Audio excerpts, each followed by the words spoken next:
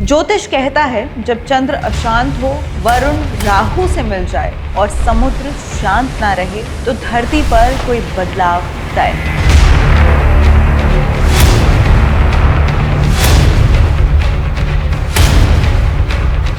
और इस बार ये संकेत आया है गहराइयों से, समुद्र की 1000 फीट गहराई से। एक ऐसी मछली जो बोलती नहीं लेकिन जब दिखती है तो दुनिया कांप उठती है। नाम है ओरफिश, लेकिन दुनिया जानती है इसे प्रलय की मछली के नाम से। अब ये मछली फिर से दिखाई दी है, भारत में, तस्मानिया में, न्यूजीलैंड में। और इस बार डर है कि 5 जुलाई 2025 को कुछ बहुत बड़ा होने वाला है। सवाल यह है कि क्या ये सिर्फ एक मछली है या फिर वो चेतावनी जिसका जिक्र हमारे ग्रंथों में कई बार मिलता आया है।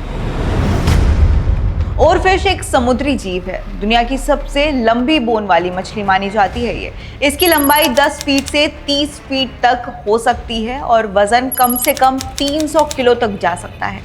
यह आमतौर पर समुद्र की इतनी गहराई में पाई जाती है कि जहां सूरज की किरणें तक नहीं पहुंच पाती, यानी कि 700 से 1000 फीट तक के अंदर।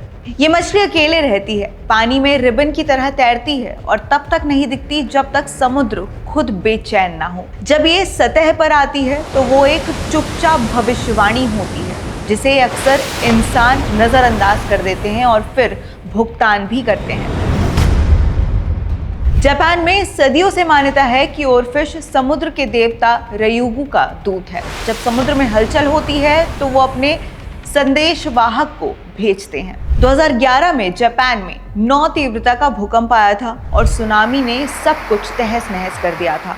लेकिन उससे ठीक पहले 20 से ज्यादा ओरफिश मरी हुई पाई गई थी। उस सुनामी में 20,000 से ज्यादा लोगों की मौत हुई थी।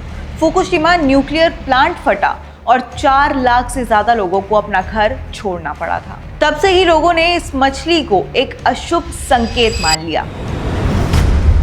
मई 2025 भारत के तमिलनाडु में मछुआरों ने एक 30 फीट लंबी ओरफिश पकड़ी, जिसका वीडियो भी वायरल हुआ।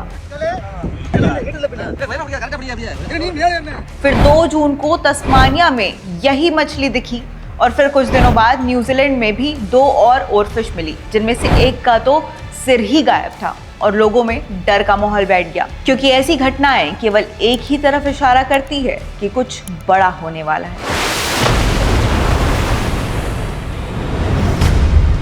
अब बात करते हैं ज्योतिष की। चंद्रमा, वरुण यानी कि नेपच्यून और केतु तीनों इस समय जल तत्व पर गहरा प्रभाव डाल रहे हैं। 5 जुलाई 2025 को चंद्रमा ग्रहण की स्थिति में रहेगा, केतु जल राशि में प्रवेश करेगा, वहीं नेपच्यून अपने ही घर में वक्रीय होंगे।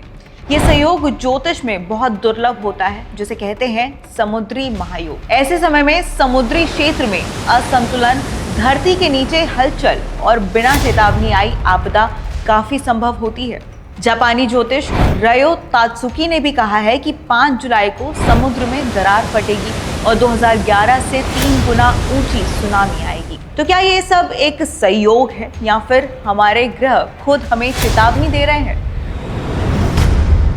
हमारे पुराणों में वरुण देव को समुद्र का स्वामी कहा गया है और जब वो नाराज होते हैं तो जल विनाश का कारण बन सकता है। स्कंद पुराण और देवी भागवत में समुद्र से आने वाली चेतावनी का जिक्र है। जब धरती पर पाप बढ़ जाता है और प्रकृति का संतुलन बिगड़ जाता है तो जल ही सबसे पहले प्रतिक्रिया करता है और ओरफिश का बार बार सतह पर आना शायद उसी प्रतिक्रिया का प्रतीक भी हो सकता है। क्या ये सिर्फ जीव विज्ञान है या फिर हमारे शास्त्र अब आंखों के सामने सच हो रहे हैं? हम हर चेतावनी को अंधविश्वास कहकर टालते तो हैं, लेकिन जब विज्ञान और ज्योतिष एक साथ एक ही बात कहे तो शायद अब वक्त है सुनने का। ओरफिश ना गुस्से में है ना डराने आई है, वो बस कह रही है मैं ऊपर आ गई हूँ क्योंकि नीचे कुछ सही नहीं चल रहा है। तो अब सवाल आपसे है, क्या ओरफिश सिर्फ एक मछली है या वरुण देव का मौन दूत?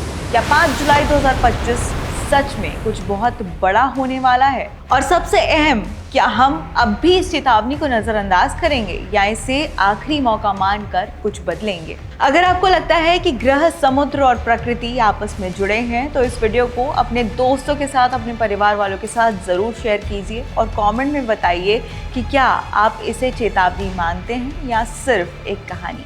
और ऐसे ही ज्योतिषीय रहस्यों की अगली कड़ी जानने के लिए हमारे पेज को सब्सक्राइब जरूर कीजिए।